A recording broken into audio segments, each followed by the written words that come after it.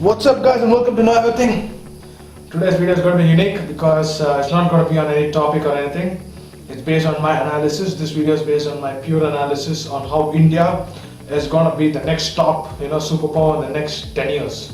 Why 10 years? I'll give a clear explanation and how it's going to be the top in the next 10 years, and I'll give a clear explanation to that too. So first of all, I want to be very clear. India is going to be number one mainly because there's not going to be anyone else. We'll be alone there. We will not have any competition after 10 years. We'll be the only country doing well, and there won't be any other country side by side, like competing with us in a very, bottleneck manner and all that stuff. Nothing. We will be alone, and we will be having no enemies at that time. In the terms of economics, we'll be the only one standing after 10 years, 10 to max 15 years. So how is this? There are 4 reasons. We'll go from China, Russia, Europe, and the United States of America. Okay. So let's go to China first. Why China is not developing after 2013? Why China's real estate sector is falling? Why China's stock exchange is falling? And various other sectors falling? Simple reason is because they're managing how you're seeing the management taking place. How the government is managing things is not doing very well because of there's a lot of friction happening in the party. There's a lot of fights happening within the party, and due to which the economy is suffering. If you see scientifically, Jinping, the president of China, is having a lot of friction with one of the top leaders of China, and because of which China is not able to focus their full potential in the economic reforms and various other things which they have to do to increase the growth of China, and it is not doing well. Since 2013, China is not doing very well. We all know that the growth has been falling, their industrial output has been falling, the stock exchange has been falling, the real estate sector has been falling, and much more. And this will continue to go. After this will be going for the next 5-6 years, because India is again growing, and that's become a big competition for China. Before China was like India is there, they're not a big competition, but now India is growing too. So that's going to be a big how can I tell you, thing China has to take under their radar. In the sense, they gotta consider India as a competitor. Very very important. It's very important because India is growing in a very fast pace, and China has to take and consider India as the biggest threat in terms of economic growth and expansion. So that is the reason why China is going to fall, as I told you the reasons. And the second thing is Russia. Why Russia? Because we all know Russia is a great country. Their defense is one of the greatest in the world. All the sectors are doing well, but since the falling of oil prices has been happening from the last, I think 2.5 years, it's been affecting Russia a lot. Why? Simple reason is because Russia depends on oil. Russia supplies oil to the entire Europe, and supplies to various countries, and as their main income of their economy is mainly oil, as now the price of oil is falling down. That is why it's a big stab for Russia. Okay, it's a big stab for Russia because they're an oil country and oil prices are falling down. You remember one barrel was about $120, but now it's just $20. I think $28 or $30 as I remember. And they say even KFC is it's become cheaper than a bucket of KFC. But I don't think so. That's right. KFC has more oil. Duh. So let's move on. That is the main reason Russia is not able to cope up. And right now, their budget and all that, if you see, it's been hit badly because of the falling oil prices. They had to cut spending in various sectors of their economy, and defense has also been cut. Spending on defense has been cut, and public spending has also been cut. So they're facing the heat. They're slowly, they're facing the real pain of the falling oil prices. So that is the reason in the next 10 years Russia being a very crucial place where they're not able to grow. There'll be a lot of unemployment, and it's going to be very difficult for Russia in the next 10 years. Now let's go to the third one, which is Europe. I'll go to the United States, then I'll go to Europe, because it's like the North and South Pole. One is affected, the other is going to get affected.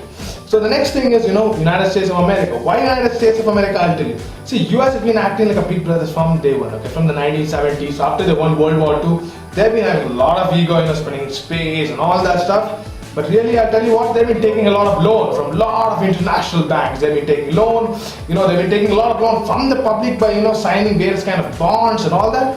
And right now, their debt is, I think, like 11 or 14 trillion, and that's huge, That's really huge, and because of that, now they're not able to pay it back. And paying the debt back is going to be a big problem for the United States of America, because, they themselves have taken, so much of debt from different countries, different, from the public and all that, and it's going to be a big problem for them.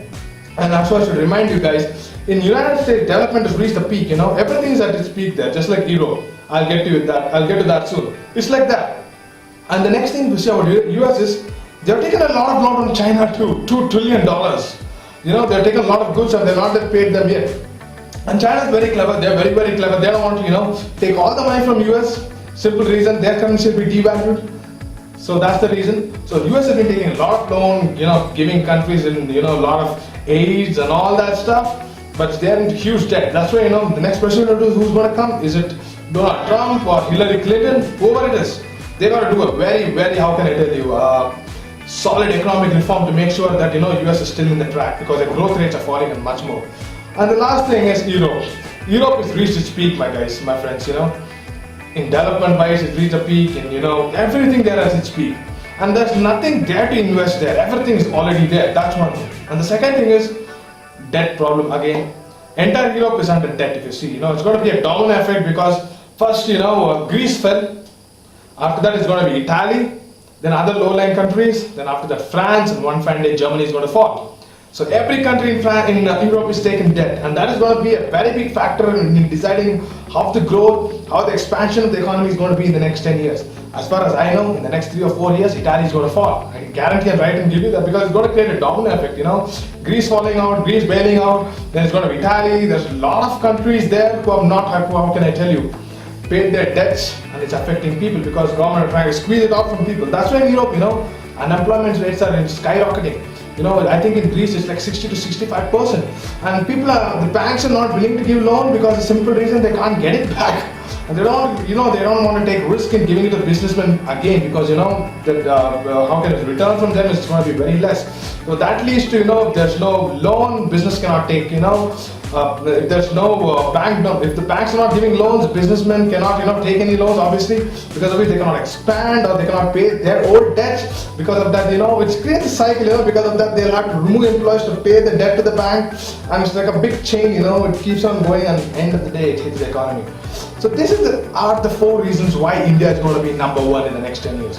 For that, we need a strong leader. We already have a strong leader. We all know who that person is, who has come and transformed India. This person is very good. He's going to transform India, and let's all hope that he does it in a very how can I tell you, best way possible and the most ethical way possible. He is doing it in the most ethical way possible. That's why people are coming to India. And remember, guys, India is an underdeveloped country, okay? And that is the biggest advantage we have right now because all countries' development is at its peak. And now people want to earn more money, just like how the telecom industries, when they want to expand, they go to different countries. Same thing like that. People want to come to India and put their seeds in fast, because this is where things are going to start in the world. This is where, this is everything. India is everything, okay? India is where, all countries are coming in and, sowing the seeds in the sense that, investing and all that stuff because there's a lot of fresh things here. It's not a start. So people are jumping into India and it's the world's largest democracy having that advantage too. Unlike China, it's a communist country.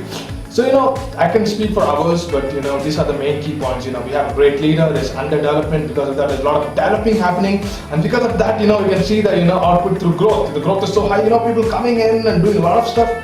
So that's how it is. That is how it's going to be, and this is my analysis on how India will be the next top power in the next 10 years. Love you guys, take care.